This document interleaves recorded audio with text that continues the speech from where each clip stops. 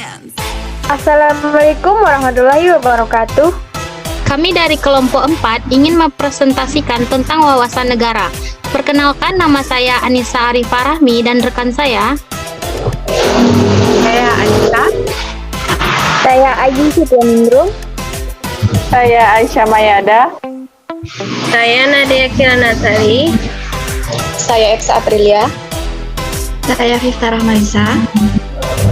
Dan saya Fifa Zara. Baiklah, teman-teman.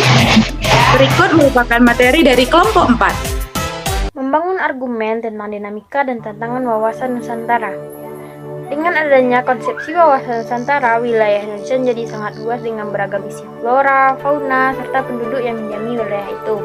Namun demikian, konsepsi wawasan Nusantara juga mengajak seluruh warga negara untuk memandang keluasan wilayah dan keragaman yang ada di dalamnya sebagai suatu kesatuan.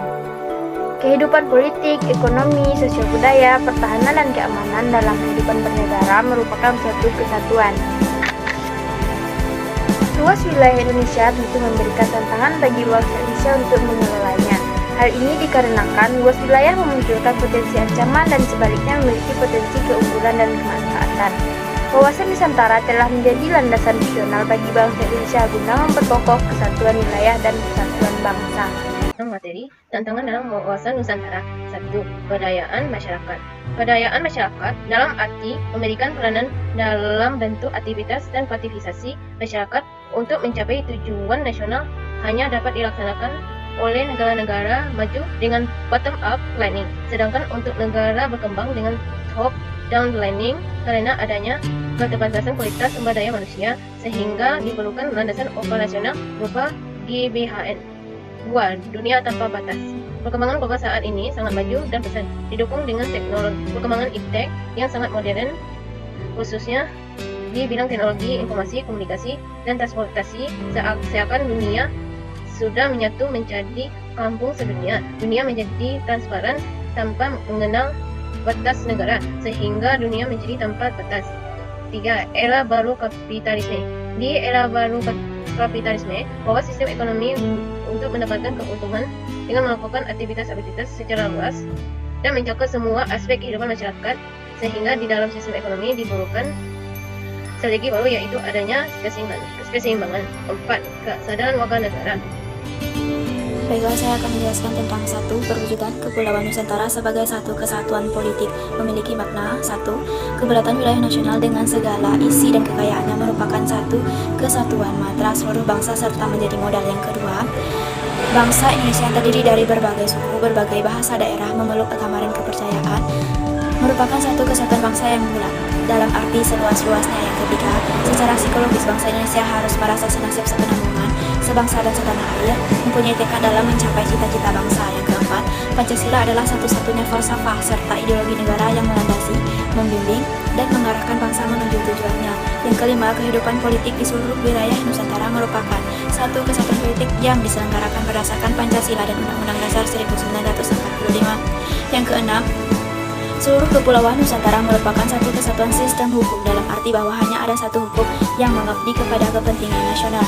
Yang ketujuh, bangsa Indonesia yang hidup berdampingan dengan bangsa lain ikut menciptakan ketertiban dunia yang berdasarkan kepada kemerdekaan, perdamaian abadi dan keadilan sosial melalui politik luar negeri bebas aktif. Implementasi wawasan Nusantara dalam kehidupan politik akan mewujudkan penyelenggaraan negara yang dinamis. Hal tersebut tampak dalam wujud pemerintahan yang kuat, aspiratif, dan terpercaya yang dibangun sebagai penjelmaan kedaulatan rakyat.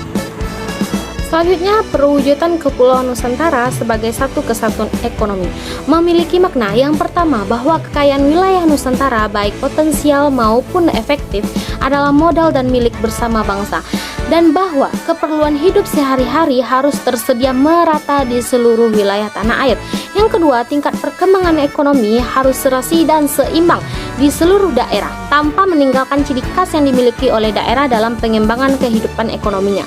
Yang ketiga, kehidupan perekonomian di seluruh wilayah Nusantara merupakan satu kesatuan ekonomi yang diselenggarakan sebagai usaha bersama atas asas kekeluargaan yang ditujukan bagi sebesar-besarnya kemakmuran rakyat. Implementasi wawasan Nusantara dalam kehidupan ekonomi akan menciptakan tatanan ekonomi yang benar-benar menjamin pemenuhan dan peningkatan kesejahteraan dan kemakmuran secara adil dan merata. Di samping itu, implementasi wawasan Nusantara pada aspek ekonomi mencerminkan tanggung jawab pengelolaan sumber daya alam yang memperhatikan kebutuhan masyarakat antar daerah secara timbal balik serta kelestarian sumber daya alam itu sendiri.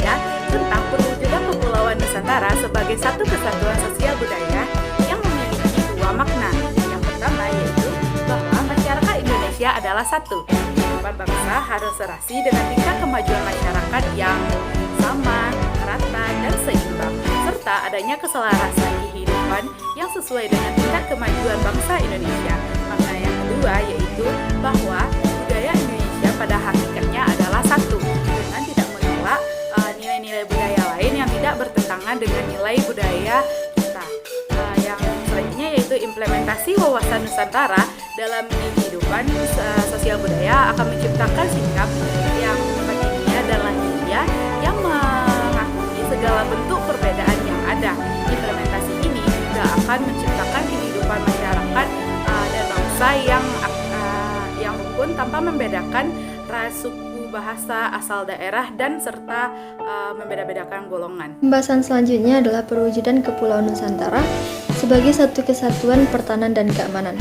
Perwujudan ini memiliki dua makna. Yang pertama, ancaman terhadap satu pulau atau satu daerah pada hakikatnya merupakan ancaman bagi seluruh bangsa dan negara.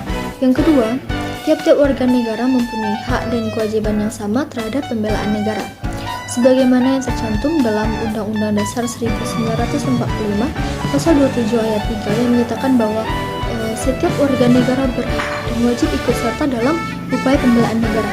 Nah, untuk menyimbangkan antara hak dan kewajiban dapat kita ketahui dari posisi kita sendiri.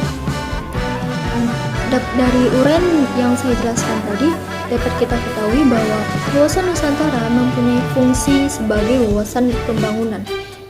Wawasan pembangunan di sini mencakup bidang politik, bidang ekonomi, bidang sosial budaya, dan bidang pertahanan dan keamanan negara.